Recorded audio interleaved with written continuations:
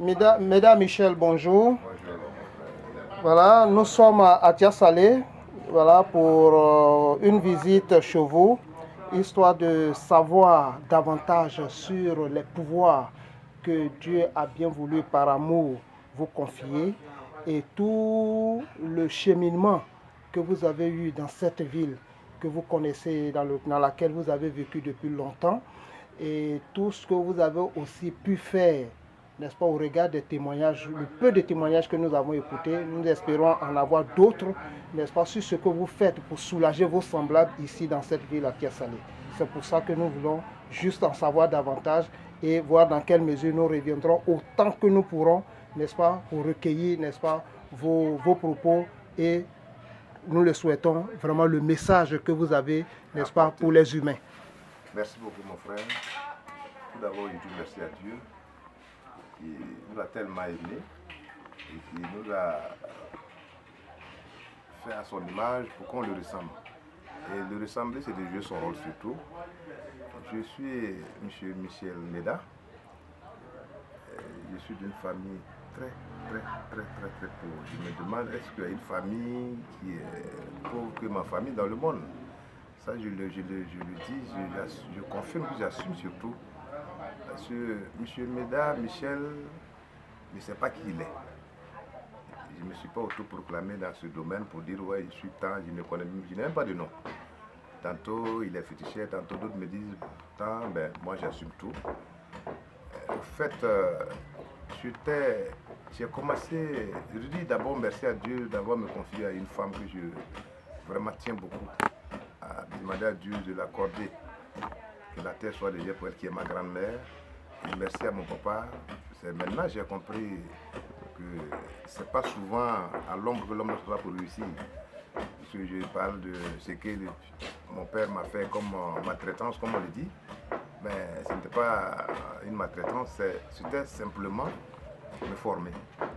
Et comme je l'ai dit, à son âme, son après aussi a été positif pour moi. C'est là que j'ai compris que non, tout ce qu'il voulait de moi, c'était rien que mon bien. Alors, je suis dans ce domaine, je suis dans cette mission. C'est comme surtout un message, les messages que Dieu m'a apporté depuis à l'âge de 15 ans. Et je révélais ça à tout et chacun, même si quelqu'un va mourir, bon, au niveau des prophètes, tout. Alors, donc, je finis. Je suis le premier de naissance. Le premier sang de mon père et ma maman. Je suis le premier dans ce domaine de cette mission de Dieu qu'il m'a offert dans mon ethnie. Je suis le premier dans ma famille. Et j'ai commencé ce blog le 1er janvier 2000, c'est significatif, ça veut dire beaucoup de choses. Je ne serai pas long pour me faire valoir, mais je ne ferai que faire valoir la volonté de Dieu. Qui est Dieu, qu'est-ce qu'il est et comment il faut aller envers lui. J'ai vu que, en tout cas, je n'avais jamais souhaité que cela arrive un jour, me faire voir publiquement dans tout.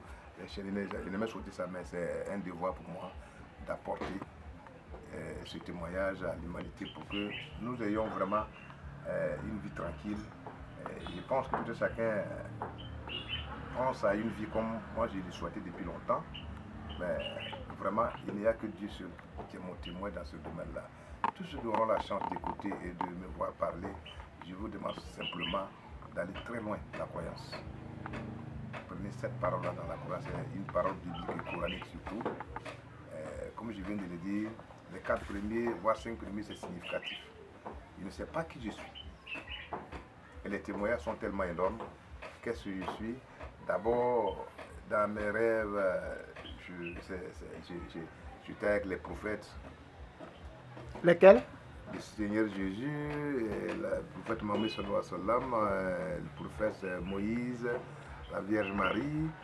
Et après, en 99, même, ce qui m'a beaucoup donné le courage, et bon, pas l'envie, mais l'amour envers Dieu, c'est en 99 où j'ai vu Félix Houphouët-Boigny, père son âme, qui m'a conduit dans une voiture Jaguar. On est allé chez mon village, il sort, il me donne sa veste, je porte. On revient en Côte d'Ivoire ici, il allait. Bon, j'étais avec quelqu'un que je ne connaissais pas. Maintenant, j'ai connu ce monsieur et il nous enseignait comment est-ce que le monde est. On le on a fini l'enseignement, il est sorti, il m'a donné un paquet d'argent, je pleurais. Puis il m'a dit non, que mon temps, je serais plus que lui, et de continuer ma prière. Voici comment je l'ai vu. Et le Seigneur Jésus, perdant son âme, j'étais couché, il est venu, m'a soulevé, on est allé dans un coin où j'ai trouvé une maison en bois, et j'étais là. Et il faut dire, quand je suis rentré, même j'ai trouvé un groupe d'hommes qui dormaient et je les ai réveillés. C'est pour vous dire que ce que j'en ai dit, l'Africain, les croyants dorment aujourd'hui. C'est-à-dire que nous disons que nous sommes chrétiens, musulmans, mais nous dormons. Mais qu'est-ce que concrètement ces gens de rêve, quel prophète vous avez dit? Le Seigneur Jésus. Le Seigneur Jésus, le prophète Mohammed, sallallahu alayhi wa sallam, et qui encore Moïse, voilà, toutes ces grandes figures des livres sacrés que vous avez vus en rêve.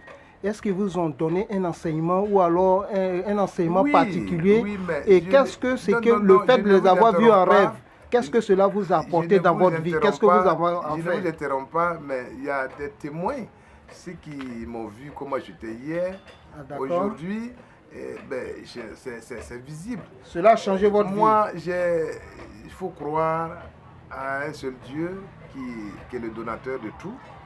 Moi, j'écris à la parole de la nuit et je pense que c'est un enseignement spirituel. Parce que j'ai vu que tous les prophètes, même tout ce qu'on nous dit dans le Coran, ils n'ont pas de maître sur terre. Moi aussi, je n'ai aucun maître sur terre. Donc, à un moment donné, il fallait passer. J'ai dit non, ça là, je ne deviendrai jamais féticheur. Et je n'avais jamais acheté un vélo pendant 30 ans. Et je sais depuis 2000 ce que je suis devenu. Alors, donc, on n'a pas besoin de me demander, pour ceux qui peut-être viennent me voir aujourd'hui, qui me côtoient aujourd'hui, pour me poser ces questions, mais tous ceux qui m'ont connu, mon passé, vraiment, je pense qu'ils n'ont pas besoin de demander qu'est-ce que je gagne là et comment ça s'est devenu. Parce que d'abord, voir ces gens de personnes sur terre, voir, étant en vie, puis les voir, causer avec eux, ça veut tout dire. C'est combien de personnes que je viens de parler, 2 ou 3 prophètes que je viens de parler, ils sont où? Ils sont avec une autre créature. Bon, donc être avec ceux-là, c'est être avec Dieu. Ouais. Et Dieu, il est tout pour nous. Ouais. Donc moi, je n'ai pas de problème de vie depuis 2000. Comme je l'ai dit, j'étais perdu, je ne sais pas où partir. J'étais aussi comme vous, chercher partout, mais voici, c'est une seule voie. Tia Salé est une terre pour moi, je ne sais pas comment il faut qualifier cette terre-là. J'ai bu de l'eau partout, je n'ai pas eu vraiment... J'ai toujours eu l'appétit de la soif d'eau. Partout où j'ai vécu, dans le Burkina, en Côte d'Ivoire, dans tous les milieux que j'ai vécu, je pense que je n'ai pas eu cette paix du cœur. C'est pas Tia Salé. Donc, je respecte fortement, vraiment, et je le dis, je souhaite que cette terre-là apporte ce qu'elle m'a apporté à tous les Ivoiriens surtout, et en particulier le reste du monde entier, parce que c'est comme un prophète qui vient de naître dans un milieu. Et quel milieu? Tia Salé fait partie de la Côte d'Ivoire. Tia Salé, on parlerait de la Côte d'Ivoire, pas de Tia Salé. Donc je demande à tout un chacun sincèrement, ceux qui auront la chance de m'écouter et de me voir parler, de croire, de prendre. C'est des paroles bibliques coraniques. Je sais, je n'ai pas beaucoup de paroles. On le dit souvent, comme je viens de dire là, ce n'était pas mon souhait. Ma volonté de voir comme ça, publiquement, toi disant que je ne sais rien faire, mais je sais accompagner l'homme. Nous avons appris ça et là, que vous avez reçu beaucoup de révélations sur des événements qui ont jalonné l'histoire de la Côte d'Ivoire récente. Et toutes ces révélations que vous avez eu à faire vous-même, n'est-ce pas, se sont retrouvées exactes. Et ces révélations vous ont été apportées à travers des rêves, à travers, n'est-ce pas, de grands esprits que vous rencontrez en rêve. Comment vous expliquez ça? Quand on parle de rêve, moi ça me chauffe le cœur. C'est des enseignements. Ok. Vous recevez les enseignements par les songes. Les gens ont l'habitude de dire que les rêves, des cauchemars. Il n'y a pas de cauchemar. Comment un humain, tu dors, tu es mort. Et quelque chose se passe dans ta tête, tu te réveilles, ça est dans la tête. C'est pas un enseignement. Et je pense que quand vous voyez, quand vous lisez la Bible, le Coran, ils sont enseignés comme ça. Tout à fait. Les rêves n'ont rien à voir avec l'enseignement spirituel. Alors donc aujourd'hui, je dis bien et je répète, ce pays-là, les Ivoiriens doivent être fiers et heureux de voir que Dieu a choisi cette terre-là qui dirige l'Afrique de l'Ouest. Tout un chacun, comme je l'ai dit à tout moment, à tout un chacun doit prier Dieu à voir être utile. La Côte d'Ivoire est utile à combien de pays dans le monde? C'est très important. On ne tape pas sa patrie, vous dites que je suis ivoirien. Le premier fondateur de ce pays est parti. La terre est restée. Mais faisons attention parce que j'ai parlé du site là que la dernière vision avec Félix Houphouët, monsieur, bon, Félix Houphouët-Boigny, père son âme, c'est mon grand-père, c'est mon père, je le dis. J'ai beaucoup de respect pour ce monsieur parce que le voir, c'est comme si j'étais au paradis. Et après sa mort en 84, et je ne parle pas de la politique, je parle de la vérité. Celui qui est dans la vérité. Je ne soutiens pas, je ne parle pas de parti politique. Je n'ai aucun parti politique dans ma vie. Mon parti politique, c'est Dieu. Et ce monsieur, bon, l'occasion me donnera officiellement de pouvoir détailler tout. Mais aujourd'hui, je veux que vous appreniez quelque chose, qu'il y a quelqu'un parmi nous aujourd'hui, que Dieu l'a aimé comme façon l'a aimé les deux personnes. Je le suis. Je ne vis que de lui. Alors, donc, la Côte d'Ivoire, c'est depuis 1994, après l'enterrement du fondateur, j'ai vu tout ce qui est arrivé, tout ce qui a commencé jusqu'en 2010. J'ai vu tout et j'ai expliqué. Il y a des témoins. Il y a des témoins qui sont en vie. Ce qui est arrivé à la Côte d'Ivoire, beaucoup d'hommes savent. Et puis bon, aujourd'hui, ils pensent que c'est des choses qu'il faut éviter. De ne pas taper la poitrine pour dire que je suis je suis Paul. C'est très important.